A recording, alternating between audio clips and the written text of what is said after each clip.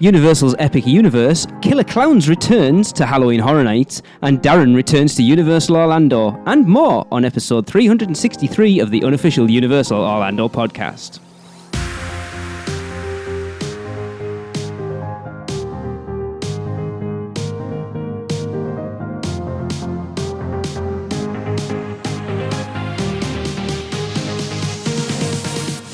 Hey everyone, I'm your host for this one. I am Lee, and joining me is Chris. What's up? And Darren. What's up, Internet? And Tracy. Hello! Hello everyone. Hello. Welcome to another show. Hi. We have got some stuff to talk about. We do. Yeah. Which is lucky, because otherwise we wouldn't have a show. That's very true. Look, in fairness, we could probably find something to talk about. Yeah. The Producers Club are about to find that out. Yeah. I think today's show's going to be really good. Maybe even, dare I say, epic. Oh, I like it. I have no doubt that that is going to be the main topic of this show. So before we get to that, Tracy, will you get the massive list of Producers Club birthdays out of the way first, please? I will indeed. Okay, so we will be starting with birthday twins for tomorrow. Because obviously, yesterday. Today, if you're listening to it Oh, on is the it day of today? release. Oh, does it go out tomorrow now? Oh, it does. Oh, so that was, Oh my I'm God. so far behind. My excuse is I never know what day it is. I'm so busy. Anyway, back to the matter in hand. So the first of our twins is a very special lady, one who I love very, very much, but not as much as Darren. It is Nina Thompson's birthday. Happy birthday! Yeah, Nina! Happy birthday! Happy birthday! And also, same day, 6th of August, it's Rich Cotter's birthday. Happy birthday! Happy birthday! Happy birthday, Rich! Yay! Rich Another one that got roped in by his new missus. producer, yes. That was my mummy partner when we rode for that little mini. Oh, cool. meetup. Cool. Yeah, he was cool. Did he get you a cup of coffee? He did not. Rich, I'm gonna look for you on the weekender, man. I need that coffee.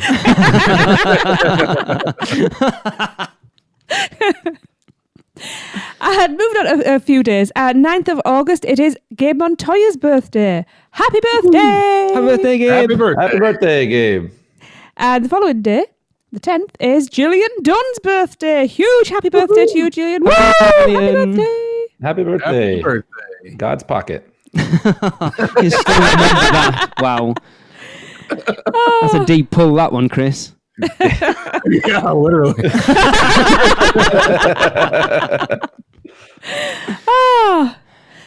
And following on from that, on the 11th of August, we have Andy DiGenova's birthday. And the very special wait. guy to us. It probably already happened because he's so far away in time. That's Well, this probably is it. true. Yeah, it was probably a week ago. I should have learned what happy birthday was in Chinese. How that works. Oh, I Yes. could have done that. Oh yeah. Plus it's a totally different year. So Yeah. Oh, yeah. How that works. So happy 330th birthday. Happy birthday, Happy Andy. birthday, Andy. Happy birthday. And then, you see, here's another couple that are very similar to us then. Yes. 13th of August is Holly Cotter's birthday. Yay. Happy birthday, Holly. Holly. Happy birthday. Happy birthday. I'm running out of breath in air here. I'm getting warm. We don't normally this have is this a many. long list. This is because Lee's actually been on the ball this time and double checked everything. Actually, I nearly Is there missed more next Nina's. Oh, There's more next month. grief. And then the 15th of August, we have Steve Milsom Payne's birthday. Happy birthday! Happy birthday. Happy birthday. And finally, on the 16th of August, we have Michael Morris's birthday. Happy birthday! Happy birthday. Happy birthday. And not a birthday, but happy anniversary for yesterday, Happy dear. anniversary, dear. Yes, we would have been out Happy a long time anniversary, ago. guys. Yeah, with parole, I could have had a 19 new years. name, a new life, and everything. Anyway, Ah, a lot of birthdays. Yes, yes. So happy birthday, everybody! I hope you get lots of cake and presents. And welcome to the Producers Club. We've had a lot more new ones this year, and it's Yes. already going awesome in that group. Then Yeah. if you want to join, you still can. There are still Yeah. little Yeah. spaces. Always Party room over for here. another. Absolutely. Yeah. Right, so as we've already mentioned right at the beginning of the show, Chris has already alluded to, Universal made a massive announcement last Yeah, week. well, half an hour. Well, it was still an announcement, Yeah. but yeah. Yeah. There's a coaster almost done being built, but they're announcing this. Chris, Would you like to tell Yes. everyone about Universal's Epic Universe? Absolutely. So, as Lee was saying, NBC Universal called a press conference at the Orange County Convention Center last Thursday, August 1st, teasing us with an image stating something epic is coming. We all expected details on the new theme park to be built on the recently acquired land just off Universal Boulevard and Kirkman Road. Now, we had heard and had been referring to this new park as Fantastic Worlds for quite some time. Well, here's what we actually got, and this comes from the Universal Orlando blog. Epic. It's a word that gets tossed around a lot in today's day and age, though not one we use loosely. When we label something as epic, we want that experience to live up to the promise that the word makes, which is why today we are elated to announce the addition of our fourth theme park, Universal's Epic Universe, an experience genuinely worth of its bold moniker. Universal's Epic Universe will offer an entirely new level of experiences that will forever redefine theme park entertainment. Guests will venture beyond their wildest imaginations, traveling into beloved stories, and through vibrant lands on adventures where the journey is as astounding as the destination. The new location will feature a theme park, entertainment centers, hotels, shops, restaurants, and more. Ultimately, this expansion will create more space and freedom to let loose and create lasting memories with the people you love. Epic. And that was it. Epic. That was it. I do need to ask a question before we get into discussing this more. Do we feel that the word epic is going to date quite badly as far as the name of this theme park? Well, it's been getting used regularly since about the early 90s. So By Universal. Well, not by everybody, but It just feels like such a Chad term, like a Chad named it. It's like you look at Universal Studios Florida. does what it says on the Universal's tin. Islands of Adventure. This is bigger and bolder, though. That's what they're going with. It is what I did like in that press conference. They said, with the reason they've named it Universal's Epic Universe is because a universe is bigger than a world. Aha. Take that, Walt Disney World. I mean, I like it. name's okay.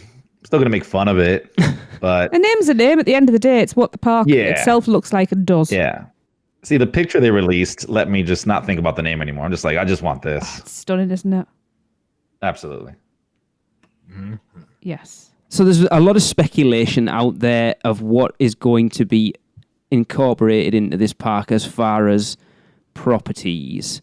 We know our good friend Alicia's put out an image there with certain areas labelled to certain attractions. And I think it's safe to say she's probably going to be right. If that's true, how do we feel? Pretty happy. I'm tired of Harry Potter stuff. They should not have Harry Potter stuff. But Darren, didn't you say they said at the press conference that they said this was a place to get away from the Wizarding World of Harry Potter? I listened to that. I listened to the whole press conference. It was something I saw during live tweets, so I don't know if somebody misconstrued something that they said. Right. I didn't hear it myself. So Okay. yeah, It's I don't just know. wishful for sure. thinking. Yeah, no, it was definitely something that somebody was tweeting during the conference, and then I can't find it again. So What I find weird, if you haven't seen the concept art, go and find it. But what I find weird about it is very different to any theme park we've seen so far, because it's like the whole thing is the park, for want of a better term. Because like your city walks in the middle of the lands, it's totally different it's like from the city like walks, like the hub. and the lands inside come the off. park. Yeah, the it's hubs. weird. Yeah, the spokes. Yeah, Which the lands of the spokes. I like the idea of, because you think the best eating at Universal Orlando Resort is in City Walk. So if you want to go and get something to eat that's generally better than the theme park stuff, you've got to come out of the park. Yeah. Whereas this, if you're switching between lands, you're already walking through the sort of food hub. It'll be interesting to see if that's the way they're going to play it, whether each land will still have food options in it or I would not. imagine so. Because they're going to have signature food for each land. yeah, and It'll Yeah, be interesting to see how many rides are in each land as well, right?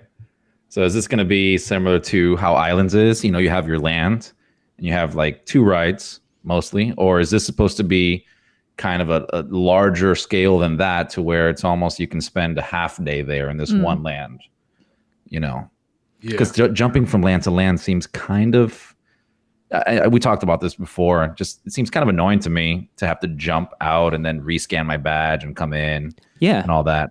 I'm sure they'll get a new system, but if you look at that concept art, there's a decent, or at least looking at what we know the size of that property is, a decent trek if you were going from what we believe is going to be classic monsters up in the top left-hand corner to go down to what Alicia seems to think is going to be How to Train Your Dragon. If you want to go from there to there, it looks a hell of a trek between the two. Mm-hmm. Yeah.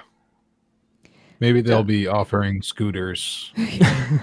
They may also be thinking of a gondola system or something like that as well. Once you've scanned your ticket, that's how you get from land to land. I would expect it to be on that concept art, because I think the one thing that we've seen from Universal Orlando in the 8.5 years that we've been doing this podcast is the concept art that they put up is 99% on the nose, unlike a lot of complaints with Disney stuff.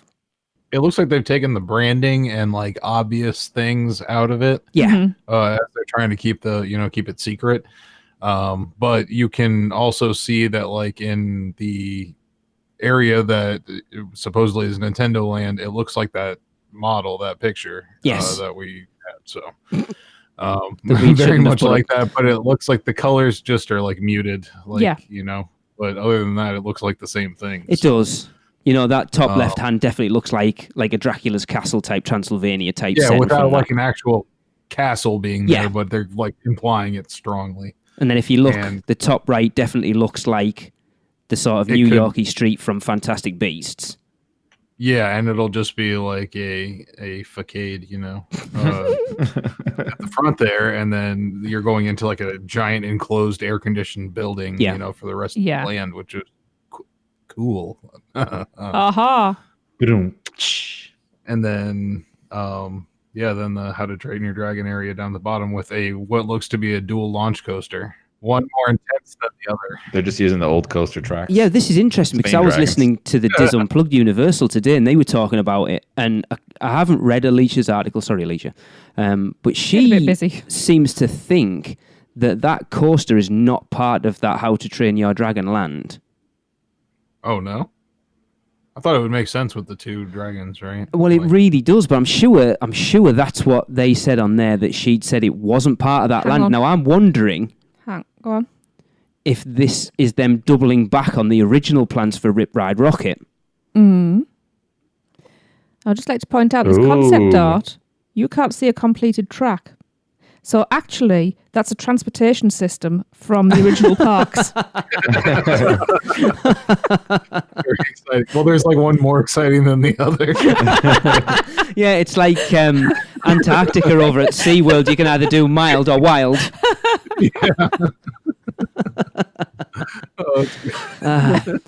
Begin. It was interesting that Craig and Rhino on the Diz Unplugged were talking that they'd heard. So that hub in the middle was going to be called Celestial Gardens. Okay, I like that. So the idea is that you're traveling around the universe, and the Celestial Gardens are in the middle, and then each universe is off that main hub. Going off that concept art, it did say in that thing that you read out that they said hotels, and at least from that concept art, we can only see what I would assume to be one at the back, and it looks huge. Yeah. And weird, like an old mental institution or something. Maybe that's Dracula's castle. Man. Like they have the fountain out front and everything, so it's like a grand old Vegas hotel. Yeah, it does have that look of it actually. I also like how they have two giant plots of land for expansions down the road. Yeah. I know it's something you commented on, Darren, when that concept art first got released. You look at the entrance and it's very Universal Studios. Oh, you've got your arches. Yeah. It looks, it's definitely an homage, but it also has its own kind of look to it. It kind of incorporates this celestial, everything's kind of has like this star map kind of look to it. It does, yeah. The colors of that blue's very... circles. It's stunning. I'm very excited just about the city walk area, if you like, the hub. Just the amount of water there. Always love water. I'll be honest, I've been too busy writing blog posts and putting stuff up on our Facebook page to actually sit and look at the concept art. And this is the first time I actually probably sat down and looked at it, and it is beautiful. I would have that as a print. Oh, yeah. Yeah. It's... So I'm intrigued by what's in the central lagoon, if you like. That little domey thing. Yeah. Is it going to be like a restaurant with almost 360 view, or will it have star maps in the ceiling? This is the thing, we know absolutely nothing about it. I know it. this is exciting because it's just all open for conjecture, and then as people learn more. It's like if you look what we reckon is going to be that Dracula area, there looks like there's a weird, like an amphitheater type thing. Just oh yeah, I missed that. Yes. Yeah, that's interesting. I was thinking that it's big. It's not like a theme park show size amphitheater to me. No, it's big. Yeah, it's big. That's the massive sacrificial altar. Have bands come in, and like have that be a legitimate venue for Orlando, which would drive even more traffic to them. Yeah. But I don't know where they would be parking. There's no place in the concept art for that. Is that actually linked to that park? Because if you look carefully, it does look like there's a path leading away and off to the left. Oh yeah. Oh yeah, there does look like there's a road there going up onto. Yeah, and that's the back of the bowl, that you're seeing there. So usually that's split off from everything else, right? Proper concert venue. That's what Darren was saying. Yeah. Right. Yeah. Because people said there's no car park on that concept art, and it's really, why would you put it on? You've got to assume. It's probably down this bottom left area somewhere. Yeah. And normally they just add extra shrubbery and trees and all that. Because if you look at Volcano Bay's concept art, very similar. I know one of the things I was impressed with at that press conference that they said it was going to bring, was it 14,000 jobs to the area on a base rate of pay of $15 an hour. I was like, hell, that's more than I'm on. Yeah. I need a job. Shall I apply? That is more than a commute, I'm on. Yeah. I'd work there for that. Well, you guys can interview during the Weekender. Perfect. Yeah. They'll need your accents for the new Harry Potter. Well, exactly. I know, because the new Harry Potter area is all, it's either France or New York, isn't it? I speak a bit of French. So they have to kick all the American ones out of Hogsmeade and put us over there. There we go. But yeah, that's the thing. What's everyone's thoughts on why they announced this when they did? Because timing. Yeah, but why? I think I know why. Because the neighbours were making a big announcement. They didn't make a big announcement. Well, they were making an announcement. Because a lot of people are saying they think it's to get in before D23, but they've announced nothing. Or maybe it was just, do you know what? This is ready to be shared. We're excited. Could just be as simple as that. But then you have, so. but Universal's not really big on doing announcements, right? I mean, again, we haven't seen anything for Jurassic Park. Nope. Nothing.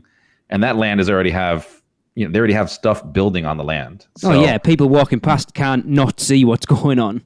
Exactly. And that's in the park. Like, this is completely separate from the park. People who would never come, or who come to Universal but don't actually follow all this kind of stuff, would never have any idea that they're even building another park. So why announce something, like Lee was saying, right now and give you almost no information aside from a concept art, which, thank you for giving us that, but we're not telling you IPs, we're not telling you anything, we're not even telling you a date. This is just it. Thank you. I do believe August 1st was the first day of cast member previews for Star Wars Galaxy's Edge at Disney's Hollywood Studios.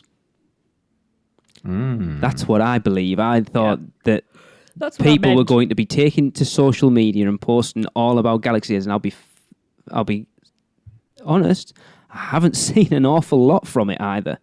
I haven't seen anything. That doesn't say much for me, man. Maddie was there. Maddie's been posting pictures all over the place. That was all from. Yeah, okay. And a few others. Maddie looked very cute. Actually, I liked her outfit. This is the thing that people are talking about, not cast member previews of Galaxy's Edge. What, Maddie? No, not Maddie. But do they need to, really? It is like you said, we're happy. Can I ask a question? Yeah. Are you complaining we've got content for the show? No. Well, there you go then. Well, I got a message off someone.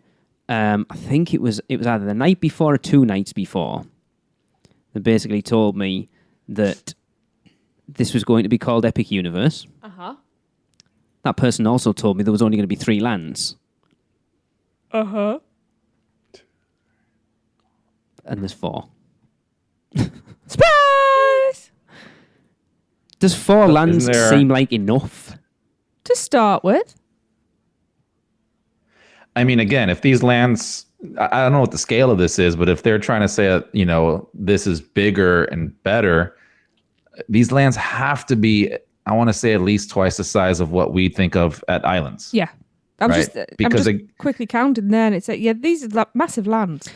It has to be, because again, you're not going to imagine if you had to go, let's say, into Marvel Land, right? And then you wanted to go to the next land. And instead of just walking a little bit over there to it, you'd have to walk 2 miles to the other side to, get to it. Going in between lands like that doesn't seem like a smart idea unless you had a transportation system, which we don't see here. Yeah. So then the only other thing can be is these lands are so big and there's so many things to do in there that you could easily spend maybe a half day in one land. I have 4 lands, so that's 2 days in this one new park that you have to at least spend to go and do that. That's the best guess I can come up with, having just this here. And then obviously your expansion plots there. I see at least 2 expansion plots. And if we know anything about Universal, you can shove, a Kong expansion in between the hotel and classic monsters. So they're good at utilizing space. I was going to say something. Darren, Chris, have either of you two got plans to visit Galaxy's Edge? Me, no. Honestly, I was avoiding it for at least a year just because I didn't want to deal with that chaos. But depending how it is, because the one over in California, I mean, that one wasn't as bad. So because that's what we've got to look at as far as the benchmark for what these lands have got to at least be as good as. Yeah. And they've only still got one. Well, Disneyland's only got one ride in it. The other one hasn't opened, and even when it does, there's still only going to be 2 rides in that park, in that land. Yeah, I think you're right. I've watched plenty of videos, and from what they have there so far, I think it's pretty easy to attain. I'll say that. It's a nice looking theme. Yeah. Yes. It looks very nice, but just like any other theme park like Diagon Alley, it looks nice on the outside, and then it's really just a couple of shops and one attraction. It is, but what gets me about Galaxy's Edge, and I know this isn't what this topic is, it's as it is now out in Disneyland. You've got one ride. Everything else is an really, if you to actually do things, it's an upcharge. Make a lightsaber, make a droid, go and eat food and drink. And I know Diagon Alley is like that to a certain extent, but there's still plenty you can do in there without dropping a fortune on it. Yeah. Yeah, very true. It's that's where it differs, and I'd say the theming is more I'd say more detailed and more varied at Diagon Alley as opposed to Galaxy's Edge. Yeah, I mean, if that's what we're comparing. I agree with you on that. Because and I think they really dropped the ball by just picking an unknown planet to do all this stuff on. Yeah. I think they really missed out there on a crazy. They're crazy without having a land based on something that fans know from the mythos. Yeah, yeah, I think so. I mean, if that's the bar that has to be set, personally, I think Universal's already hit that. Yeah, agree. With Harry Potter. Yeah, I mean, we're Hands looking to go when we're over in February next year, and I want to see how busy it is. Sorry, but you're going to upset your son. I don't give a crap. Oh. I've already told him. I've already told him we're going without him. Even if we just go in, have a walk around, and come out, I have to go and see what it's like to see Sure. that comparison with Diagon Alley. I am not drinking any funny coloured milk.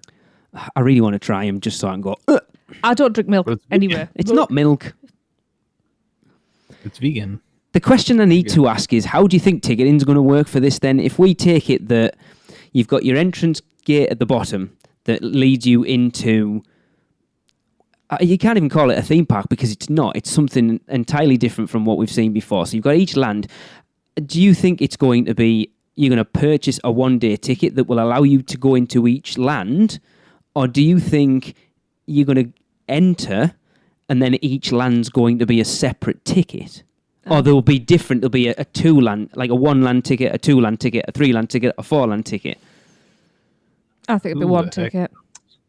I think you're overthinking it.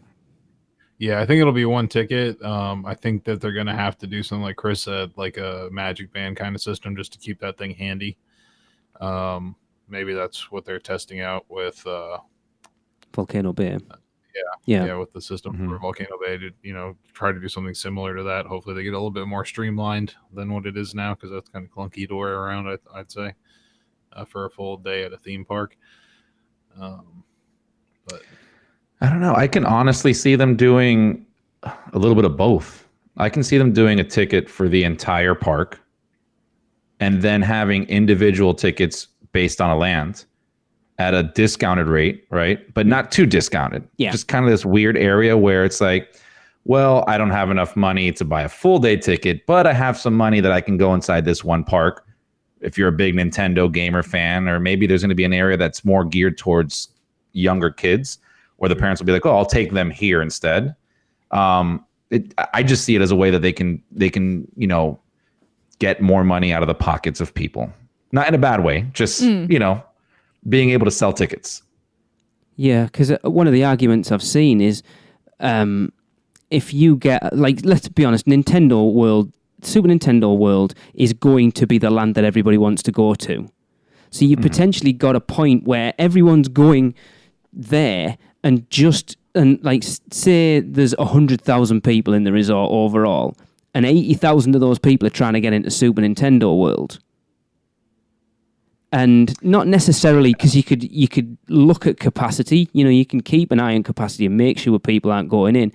The issue that I heard people talking about was it only having one way in and one way out. Because if you look from that concept art, it appears to be a little bit like each land seems to be like Diagon Alley, where I know that's got 2 ways in, like two.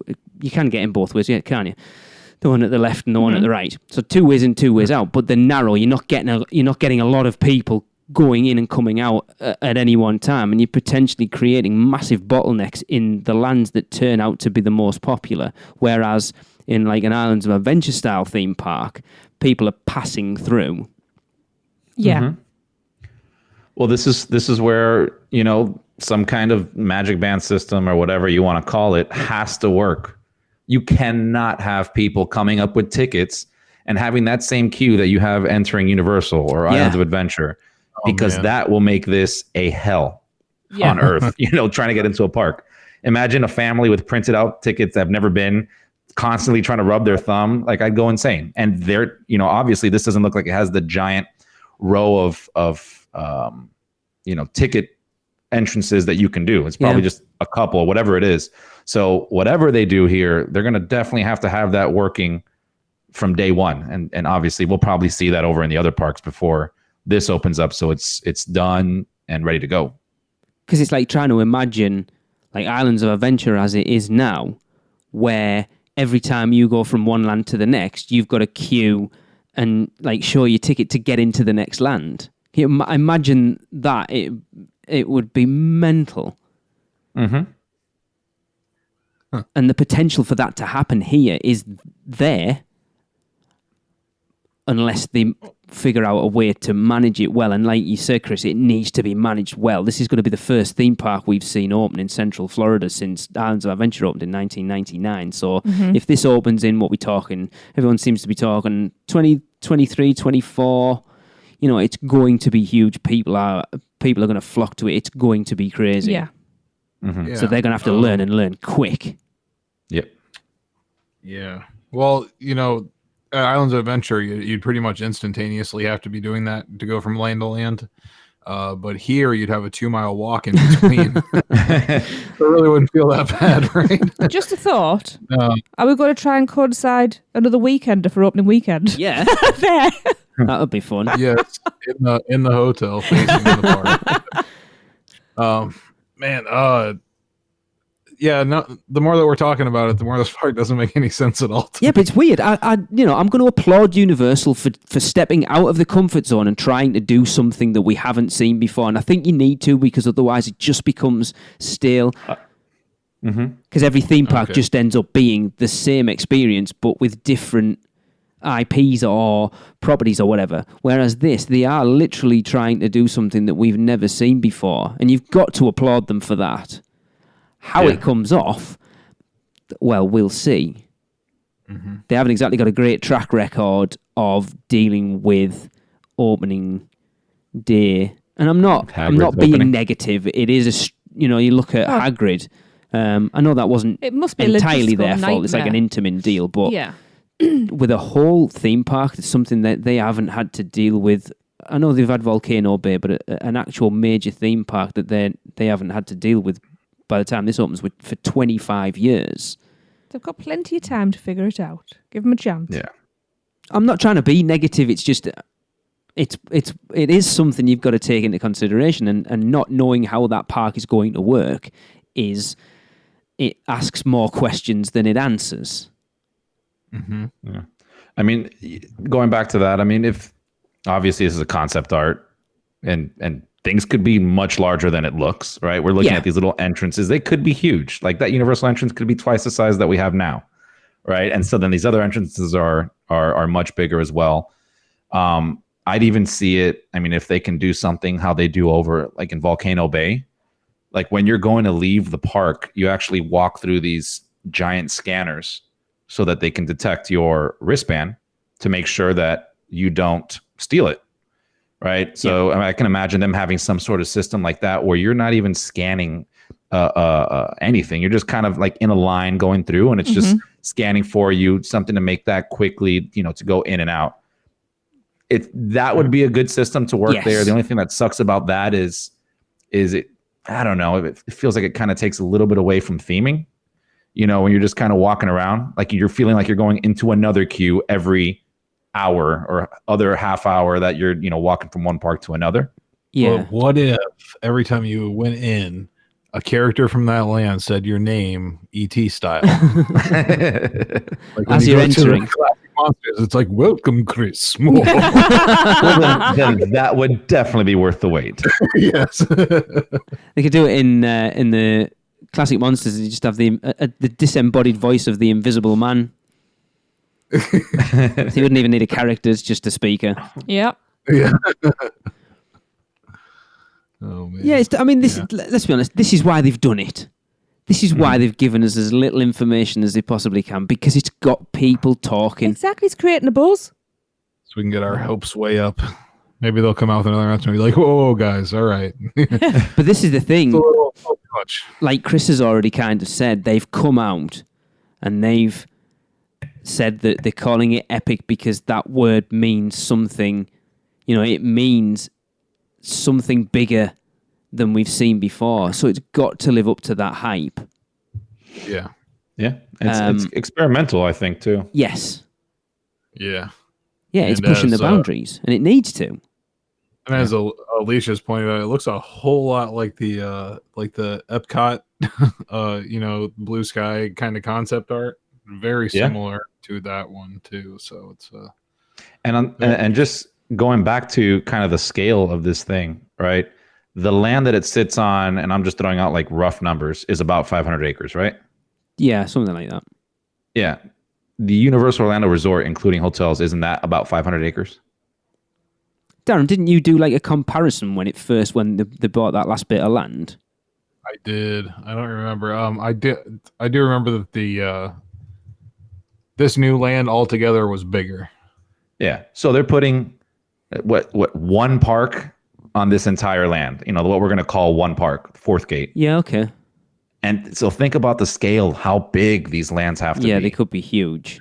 You're spanning 2 different parks and a bunch of hotels compared to what they just show one hotel here and a park with City Walk and everything. Like it's gonna be big if it's what they're showing here. I see at least 2 expansion pads for Classic Monsters and for Nintendo. Maybe Pokemon or something like that. Who knows? Mm-hmm. Yeah, the one for Nintendo is huge. I don't know what they would do with classic monsters, and then this other giant area that is in between, where the Harry Potter, the Fantastic Beasts, and How to Train Your Dragon. Yeah, that's huge. As a giant expansion area, that's a whole nother complete land. Yeah. That it's interesting, though. It shows, if you look at the map, it looks like there's a walkway coming in from there. So, yeah, I think, I yeah, think multiple entrances to this park. Possibly. I think right now what it's kind of doing is doing a service entrance over to this, whatever this building is. I don't know. It looks like a planetarium or something. Which one? You mean the hub? No, the right where this. Yeah. Okay. Yeah, like it's a very big building. If you look at it, it's the size of like the fountain in front of the hotel. Yeah. What is this thing? It's like a planetarium. Weird, like, I don't know. It's got that like star map kind of look to it as well. It's very weird. It's a giant teacup ride. It's just one teacup. Will there be any attractions in the hub at all, too? That's the other question. The hub is just a Bifrost in between different Universal parks. So I know there's like hotels and stuff. They said hotels and shops and all that kind of stuff, and that's cool. But they did mention, that's the other thing that it was interesting here, because the announcement does say hotels with an S. Yes. Yeah. And we see one hotel here. Yeah. But that's obviously there are 1, 2, 3, 4, 5 buildings put together. But that's your. Do we see one hotel? That's your mega hotel. Just see one building containing multiple hotels. Yeah, that's what I was going to say. That middle blue part is the elite, super elite hotel. If you want to stay in the blue tube, that'll cost you extra, and then you've got the elite gold status underneath that. No, they're getting your hotel, Darren. Each building's a different IP. Well, there you go. Do you also like how subtle Universal was at letting you know that there will be fireworks here? Oh yeah, I almost missed that. They actually will be able to do fireworks down there as well, I think, which will be good. Yeah.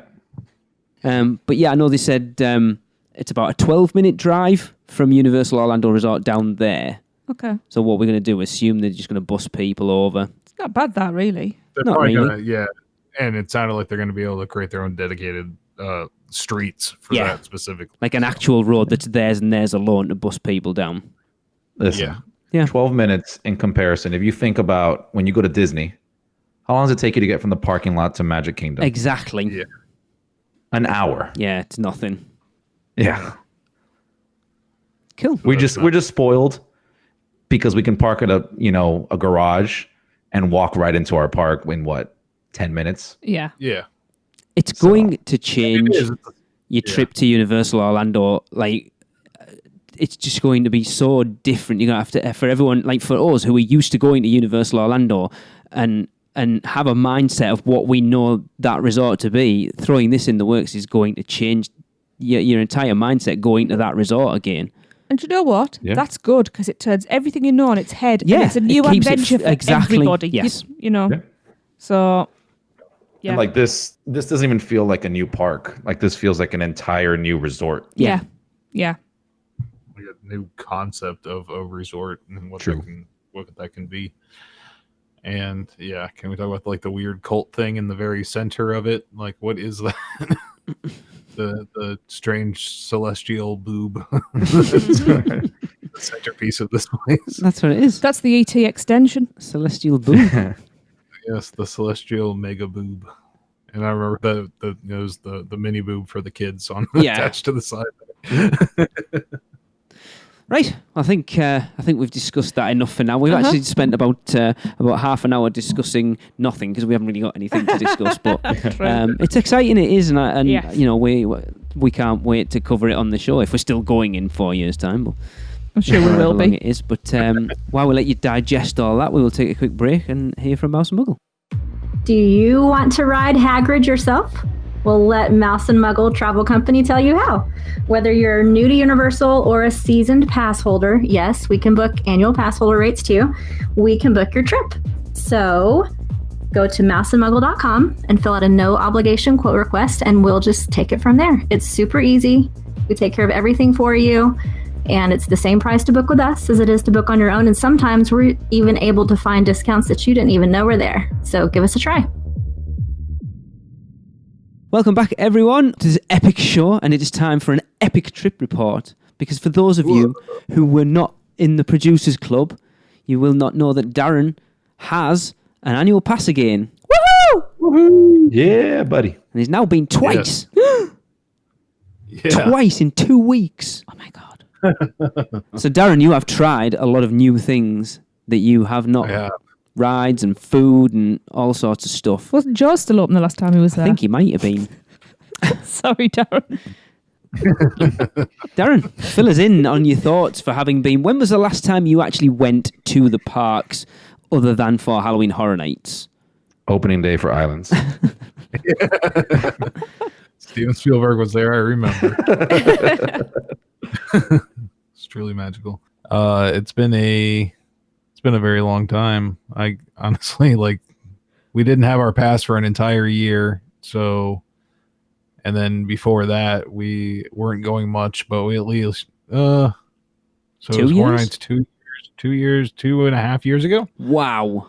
Dude, I think the last time you were there, correct me if I'm wrong, you were doing a live video stream with Nina on Facebook. Probably, yeah.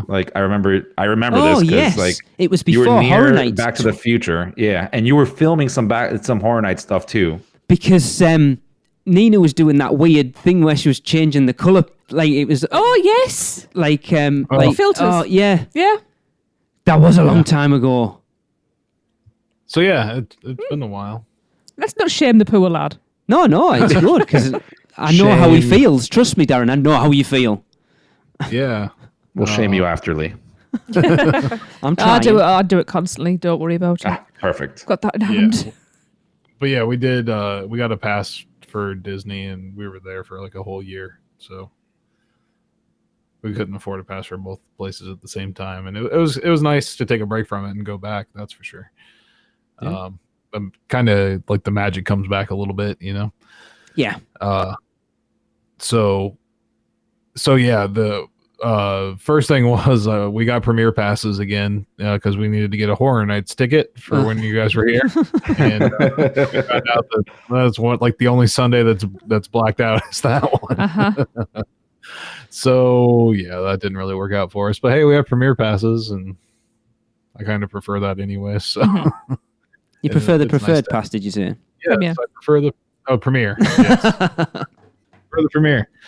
But yeah, so we thought it was going to be a long time to like get the pass and everything and get into the park. So we got there super early, and it took like 5 minutes to get our passes from the ticket booth.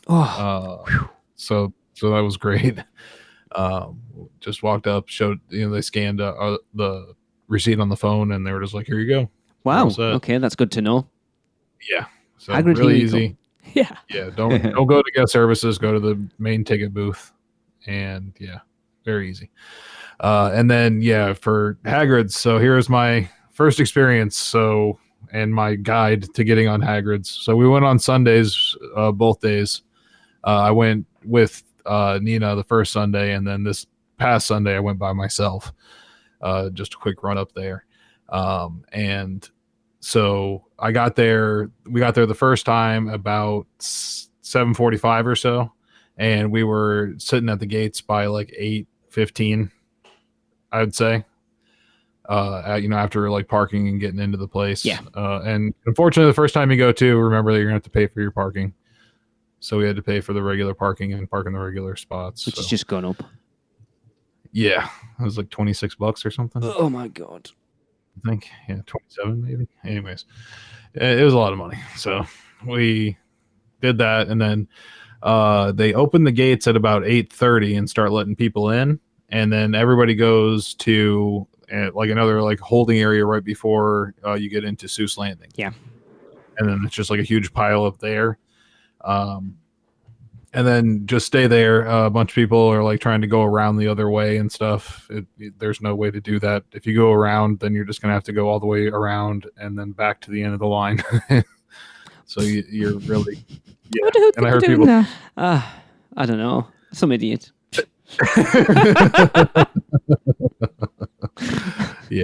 Yeah. So legit heard a lot of people talking about it, like, because when you're crammed up there, it seems like there's a lot of people.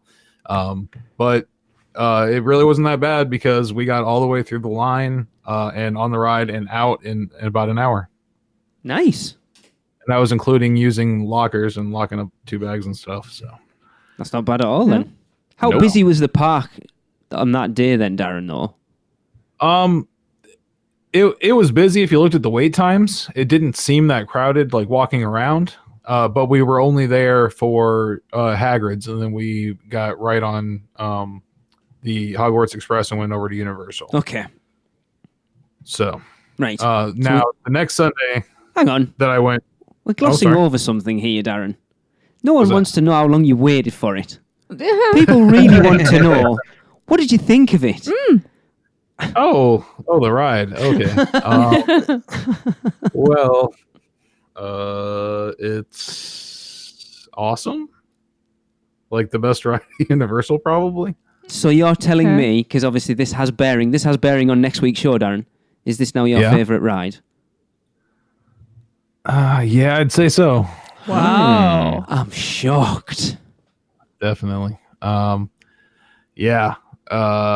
It's incredible. I've been on both the motorcycle and the sidecar, and I'll tell you, both are like the most comfortable ride vehicles I've ever been on. That's good to The know. sidecar in particular feels like an armchair or something. Crazy comfortable. Like you can put your elbows up on the outside edges of it, kind of look around. It's really nice. Which one felt more thrilling? What's that? Which one was more thrilling to you? Motorcycle. Yeah, motorcycle feels more thrilling for sure. Okay. That feels like, because you got your hands, on the handlebars and everything, so it feels like really a lot more exciting and a feeling that I haven't had before because I've never ridden one of these like motorcycle style coasters or anything. Yeah. They're awesome. I know this isn't exactly one of those, but Yeah. it's halfway there. Mhm. And just having your hands there and feeling like it is fun. So going back and to the how other you were one- saying you were like comfortable, Darren, that's a good thing. People take that from you because you're a 6'2". 6 foot. So you're not for someone like me, I'll be drowning in it. I'll be able to go to sleep. I'll curl up and Yeah, 6 foot. Yeah, exactly. 6 foot, 250, and I fit comfortably. Yeah, that's in there. good. Not a problem. Had plenty of extra space. You have more room on the motorcycle than in the sidecar, just leg room wise and stuff, because you kind of cram up a little bit leg room wise. But even that wasn't bad for me at all. I can't So- wait. So yeah, if you're worried about that, they do have the testers out front. They put some like way out front there, so you can try it Good. before you get too far into the line. You will have to wait a little bit to get there, though. Everybody does. Yeah. So, and that's the way it works. Is you kind of get funneled in through Sinbad, and then go through like the old Sinbad amphitheater, go in all the way to the end, and then come all the way back out of there, and then the queue goes through like the courtyard of Sinbad and then comes back out and then goes back into the actual queue. Is that there all day then, Darren, or is that just first thing on a morning? I think that's probably there all day for the amount of the length of the queue time. Chris, have you found that? I haven't been in the afternoon though. When we went, well, they were queuing up. So the day we didn't get to ride it, they were queuing up there, and it was literally the middle of the day. But I don't think anybody got to ride it then. And then when we had done it the other time, yeah, we went through there, but it was like quick walkthrough, and it was like just opening up. So I couldn't tell you. We didn't stay long enough to see it running all day and seeing how they're doing it. But yeah. Yeah, I'm just wondering for like when we come over, whether that's still going to be a thing, and if it is, how long that's going to be a thing that they're going to be, funneling that you have to join the line in Zeus Landing. I don't think we've ever seen this for anything before. It's the fastest way. There's no way around it, and really, there shouldn't be. This is the fastest, fairest way for it to be. But then the interesting point is, you think back to the queue for Dragon Challenge. It was the biggest queue on the planet. And they made it a little longer too, because the rooms, they've made some more rooms that have like switchbacks and stuff in there. They weren't using all of them when we went in because that's how like not crowded it was. Like we were one of the first people through, but like they were setting up more switchbacks right behind us. So Strange. I'm thinking by the time we go, it'll start to die down. It has to. Yeah, it's just strange that that we know that Capu. I don't even know what that word was that I just said there. We know that queue. I think I'd mix capacity and queue together. We know that queue's got massive capacity. It just feels weird that they have to route it. If you listen to the team members, they say it's from the entrance, it's 3.5 hours. From the entrance of the attraction in Hogsmeade? Yes. Right. So then you won't... But it's not, in my experience, that has not been true. That it's been a lot shorter than that. But did you stop at the front when you were there? Exactly, that's true. Oh. No, we were still kind of walking through, but I stopped not very far into it. It didn't seem like, like 2 hours into the queue, I stopped. It could be Universal just has it set up like that, going through there, just just in case there's some kind of crazy influx coming in. It's still towards the beginning of the ride and all that. So yeah, he's still in height. Crowd. Yes, and they have to let people on and off the Hogsmeade. The Hogwarts Express, Hogsmeade. It's there. Yeah, which this queue completely blocks out that, and they have to break the queue. This was interesting too because I was right in the front for them to do this. They break the queue by putting a gate up in front of this part of the line, and then they have team members, three team members, go and block the other part of the line on the other side, and then they let everybody through. That went on the train, and then they try to get into the line, and these poor 3 team members have to just keep telling them, you have to go back to Zeus Landing. Yeah, that's the trick. You just come in from the other side; they'll let you in right in the front.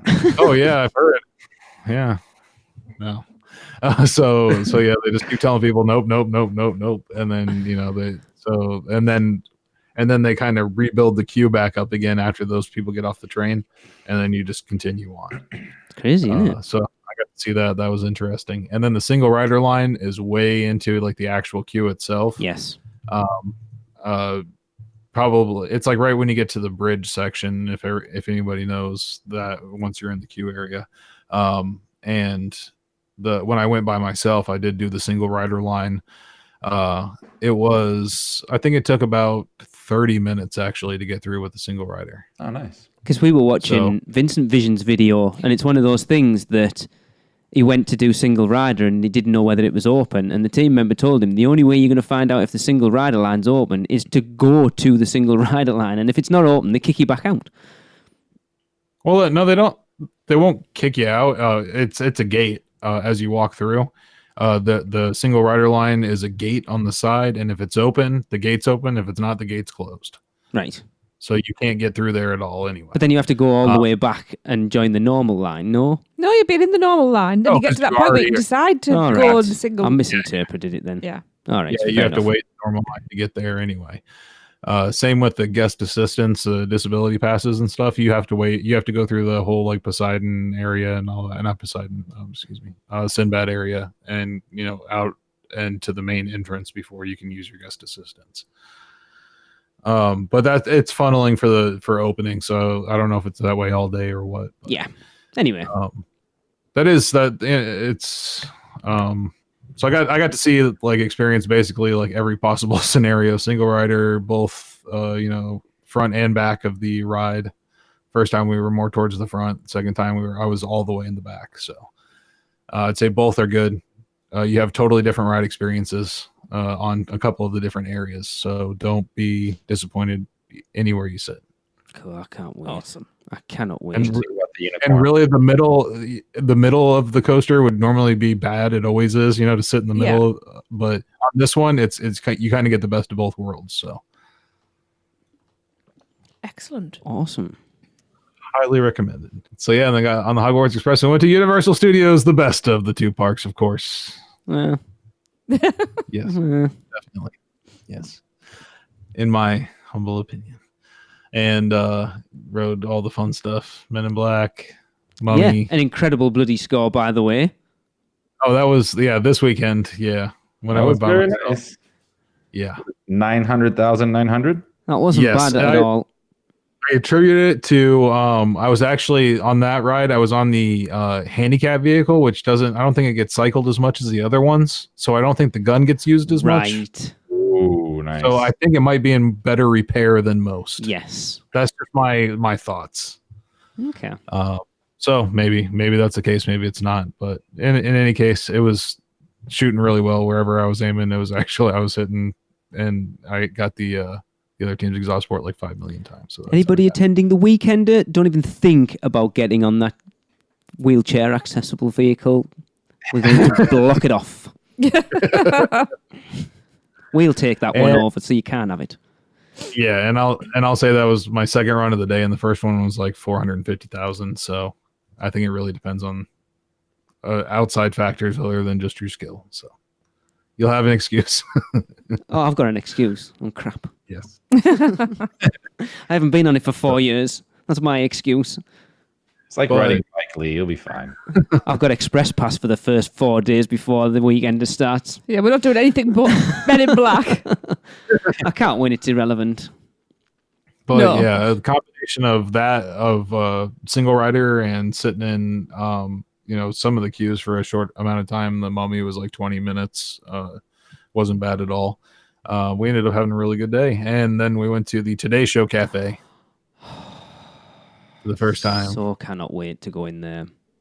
Yeah, How was it, Darren? Oh, so good. So good. We had the Italian sandwich, which is it's interesting. It's like all rolled up in the middle of the sandwich. Like everything, the meat, the cheese, and everything for the thing is weird, but very good. And their potato salad, which is like godly. I don't know. It's like sour cream and onion potato salad that they use like real like roasted potatoes for. It's awesome. It does look really good. It's definitely somewhere we're talking about going for at least breakfast one morning, aren't we? Yes, definitely. Yeah. I mean, we were pleasantly surprised there. Yeah, it's tight for seating. There's not a lot of seating there, surprisingly. Every time we went, we were able to get it, but we had to wait like a little bit for the first time. And the second time I had to sit like on the windows, because I went by myself the second time and I went back again because it was so good. Another thing, the AC there is amazing. Yeah, definitely. That's good to know. It was interesting sitting at the windows and just looking out because while I was eating, the Blues Brothers drove by first, and then Marilyn Monroe and her girls drove by the other way. So it was just cool. You had the full theme park experience there. And then you can see kind of down Hollywood Boulevard, so you can see all the people meeting and greeting with the Scooby-Doo gang and awesome. Doc Brown and everything walking back and forth. So that was really good. Cool. But yeah, and then we had the matcha green tea puff and the key lime tort kind of thing that they had. Both were really good. The key lime thing, just so you know, has a whole layer of raspberry jam kind of stuff. Oh my god! So if you're not into raspberry, it's a surprise. I mean, you should know because there's a raspberry, like an actual raspberry on top of the whole thing. But I thought that's all it was. But it was like there was a big layer of raspberry. So enough of the key lime pie. It's the matcha green tea puff I'm interested in. Yes, I loved it. It was so good. So did the Al Roker meet and greet character come out to you? No. Oh man, that would be great. They need to. And then the second time I had the 30 Rock Midtowner sandwich, and that's my new favorite theme park meal, period. All right. And it's weird because it's like a turkey sandwich, like deli meat turkey, tomato aioli, and it's on it was weird, like a cranberry bread. Ooh. It looked good. It didn't taste very cranberry or anything. It was pressed. Very, very good. So, awesome. Know what I'm having? Yeah. And then we went to Voodoo Donut. So it's time for a Which Voodoo Do You Do? And this time it's from Darren. Oh my god. Hey everybody, long-time listener. We're here at Universal at Voodoo Donut. We actually didn't eat them here. We brought them home because we got stuffed theme park food. So we brought home a half dozen Voodoo Donuts. Ooh. So we had the Universal Special. We had the Grape Ape. We had a confetti one. There's just like a bunch of sprinkles. Sprinkles, yeah. We had the blueberry glazed. We had the buttermilk. Was that the donut. like long looking thing? Yes. I wondered what that one was. Yes. Very good. I like that one a lot. Very unique. And then the Memphis Mafia. Yeah. Go on, So- Darren. I know what you're going to say. My pick for which voodoo do you do is the Memphis Mafia. Because it looks amazing. It does. And it is amazing. And it's insane. It's like, it's enough for 2 or 3, but you can do it. I actually had two breakfasts out of it. So yeah, it's really good. It's like pull apart bread at the bottom, like monkey bread, with like pureed banana in between. And then you've got the peanut butter and chocolate sauce and peanuts and chocolate chips, and it's amazing. I think I can literally hear you guys salivating Oh, over it's there. because we are. Yes, and Nina's pick is the actually the glazed blueberry. It does sound good, that one. Plain donut, but she said they did a very good job with it. Like it's like the best one that she's had. So Nice. I haven't had any of those. highly recommended. I also really like the Universal one. The orange sickle. Yeah, the orange dreamsicle one. I like that. If you like the dreamsicle kind of flavor, then you'll like that one. And yeah, just know it's like a cream filled donut too on a stick. So be careful. If you go to bite into it, then Yeah. you're just gonna like drip. Oh my God. You're killing me. Yeah. 7 weeks. So it's 7 worth weeks. And I'll be stuffing my face with those things. The line was just out the door, and it took like 10 minutes. Yeah. That's good. I have heard it move fast. Awesome. And they have a ton of awesome merchandise in there. I'm gonna be like all decked out in voodoo swag. Awesome. Right. We have Yes. been going for quite a bit. Speaking of something that I expect to have some awesome merchandise this year, Tracy, we have had another Halloween Horror Nights announcement. Sorry, Darren. Thought you got your trip report. I'd give this one to Tracy. I'm so excited about this. I am buying all the merch. Everyone probably knows at this point, but would you like to let everyone know what the 7th house that's been announced will be? It's going to be Killer Klowns from Outer Space. Woo! I'm so excited. What are you going to do with those pies, boys? Oh, I am so excited yes. for this. So excited. So, go beyond the mayhem and madness of last year's wildly popular scare zone and step right up for an entire haunted house experience based on the cult classic film Killer Klowns from Outer Space. A quick question before I carry on. Do we have to bad act while we're in there? Like think it's over-exaggerate our fright and things? You have to call all the team members, why you little fart? The ones that try to move you along, though. Sure. Yeah. You little fart. Good money to be here. This new experience will feature a gaggle of new characters. Oh, hello. Including the baby clowns, Boko, and Clownzilla. Whoop, whoop. As well as new scenery like the Clown's Circus Tent spaceship and the Cotton Candy Cocoon storage room where they keep the victims. Awesome. Yes. Oh, that's going to be one of those like bang around rooms. Yep. Absolutely. Throughout the house, your sense of fear will be triggered by your sense of smell as you encounter strong whiffs of familiar fairground fare, like sweet cotton candy, stale buttery popcorn, and ice cream. I'm going to be starving coming out of this house. Don't be I'll be fooled. right outside. Don't be fooled, though. Those otherwise pleasant aromas are a sign of the murderous gang of clowns that awaits you as you move from scene to scene. Try to evade them or you're likely to end up captured in one of their cotton candy cocoons and doomed to a terrible fate. There'll be no escaping the big teeth of the big top. So yeah, go and listen to our interview from last year because it was bloody awesome. Yes. With Stephen Edward and Charles Kyoto, who I must get in touch with because you promised to take me through and I know they're not going to be there. No, because they've already been invited out for the opening night. I know. Well, I think they should come back because they made me a promise. Yes, they're the creators of Killer Klowns from Outer Space, of course. And the interview was all about the making of the movie and everything. And last year's Scare Zone, that was episode 324. I actually went back and started listening to it last week. Oh, it was such a good It was interview. brilliant. One of the highlights of my life. Yeah, I was so excited. I'm already planning an outfit. I'm not telling anybody. I'm planning an outfit though. So you two got to experience the Scare Zone last year. How well do you expect this to translate into a house? Perfectly. Yeah. I mean, it's literally a house in the movie almost. Yeah. So I hope they do what they did with The Purge and have that stooge character in it that they pull out in front of you and wrap in a cotton candy cocoon. That would be awesome. Yeah. I'm going to beg Universal. I know they didn't sell it for the past couple years, but you know how they have those little like blood bags that you would drink? Oh, to yeah. shop?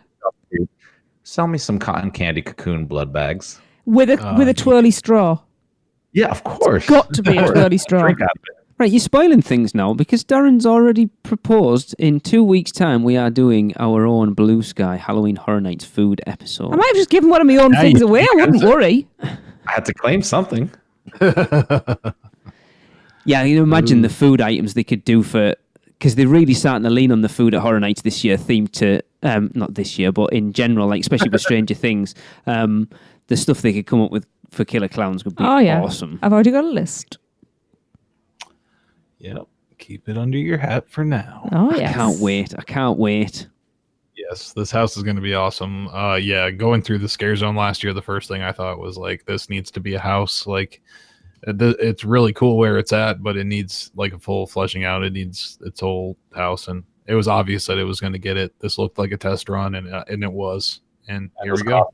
Amazing too. Yeah. You know that it's one of those things that Mike Aiello's a massive fan of Killer Klowns, and he said it's a property he's been trying to work with for he said in every interview he's done for like the past 10 years or whatever, he said this is a property he's always wanted to get, so you know it's going to have that passion behind it. Yeah. This one's going to be, I think it's going to be a lot of fun. Yeah. I think the theme of this year is there's a lot of like really cool, fun, nostalgic houses that are like, you're going to get your scares from your jump scares and everything like that. They know how to do that very well. Yeah. But you're going to have, these awesome hits of nostalgia and like kind of like comedy horror along with it as well with this and Ghostbusters. Yeah. Without a doubt, this is going to be a real fun year. Oh, I can't wait. I know. Oh, so excited. And we've still got 3 houses and all 5 Scare Zones to announce and whatever shows, and we're still only about, are we like 4 weeks away at this point? Literally. Yeah. This is normal though. I mean, every year it's because we get hyped up. We're excited for what's coming, but that they usually do not finish their announcements till like the end of August. So cool. That's good. It was like 21st last year that they announced the last thing, 21st or 22nd. So awesome. We have our full announcement show already planned out with our special guest. I am looking forward to that. So everyone start working on your hype list. I've already told our special guest that I've already started. I know what mine is now, so I just need to add the new ones in. Okay.